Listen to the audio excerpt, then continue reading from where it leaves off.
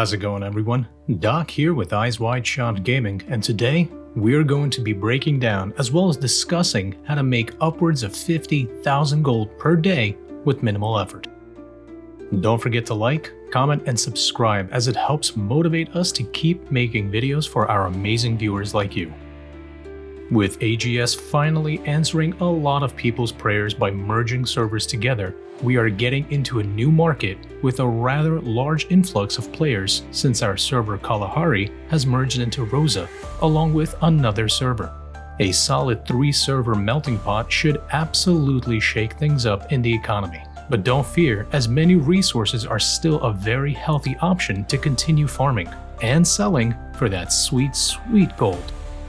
In this video, we're just going to break down my top 3 favorite methods that yield the best results when it comes down to gold farming.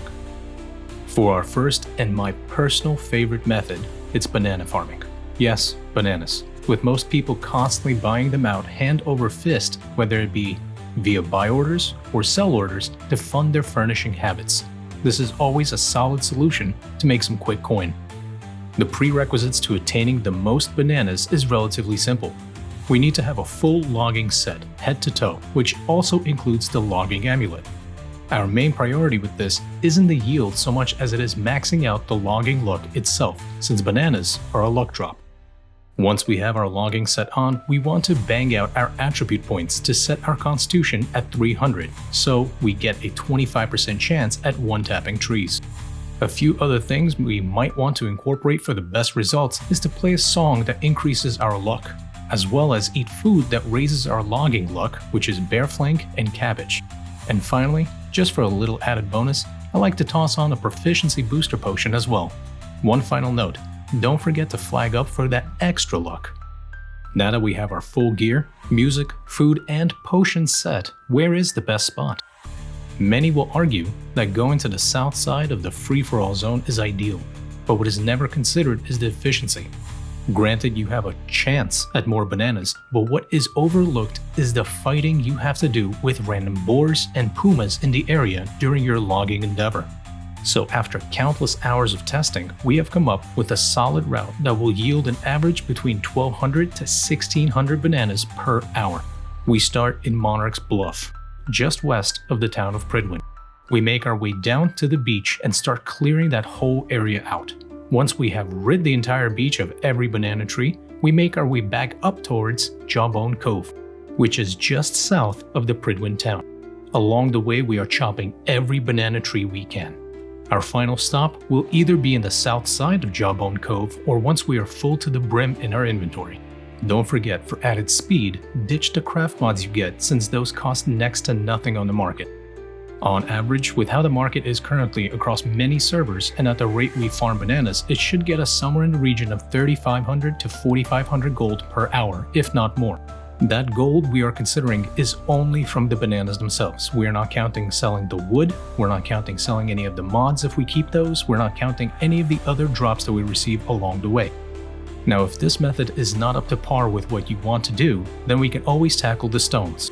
This will basically require almost an identical setup, but instead of logging gear, we want mining gear, with a hard focus on yield instead of luck. Aside from a full mining set with a heavy focus on yield, we want to also incorporate being flagged up for PvP, a proficiency booster potion, and play a song that increases our yield. Don't forget to dump a ton of your attribute points into getting your strength to 300, for that added 25% bonus to one-tap veins. Once we have all this set in stone, we can go out and again make our way out of Prydwen town in Monarchs eastbound towards this area right there. Along the way, there are a few pit stops for stones, but once we get to this area, we really start singing our prison songs while cracking rocks. At the current rate, we should be getting somewhere in the region of 10,000 rocks every 18 to 20 minutes, if not quicker, which should equate to roughly 30,000 rocks every hour. If we manage to sell them at an absolute minimum of a quarter per stone, then it should give us somewhere in the area of 7,000 to 8,000 gold per hour. Again, this 7,000 to 8,000 gold per hour is only considering selling the stones themselves, not anything else that we've picked up along the way while getting these veins. Along the way, you might find some iron ore, some fey iron, so on and so forth. And finally, our last method to farm gold. We have a few areas we can hit, but one of my absolute favorites is in Restless Shore. This will be our mithril spot. Before I hear comments pissing and moaning about how mithril is cheap and isn't worth the chips in our pickaxe, let me tell you the goal isn't mithril, it's the pristine gems that we find along the way. Our spot, from the Shrine of Sisyphus, is a little bit of a walk to get to, but once we climb the mountains on the side, we can go to town breaking down the mithril veins to acquire those sweet gems. Prior to it, we want to focus up on mining luck. So if the set we used for stone already had a solid amount of mining luck, then fantastic. Otherwise, you need to upgrade. Aside from the outfit, we also want mining luck food, crispy chicken and potatoes. We want to be flagged up for bonus luck, and we want to play ourselves a luck song. Again, don't forget to dump a ton of points into strength to get to that 300 threshold for that 25% chance at one-tapping veins when mining. With all of this combined, we should be getting our way around rather smoothly and have a solid yield of strictly pristine gems of about 1 to 200 per hour depending on how lucky you are. If you decide to sell the gems, then it should yield an average of 2 to 4,000 gold per hour. Or cash in some of that jewel crafting experience and convert it to powerful gemstone dust before selling it, which at that point should yield around 2,000 gold per hour, assuming you don't use the mixer's outfit for a higher yield when jewel crafting. Hopefully these 3 methods that I frequently use to make a ton of gold per day help you out in being able to reinvest that money into something your build desperately might need.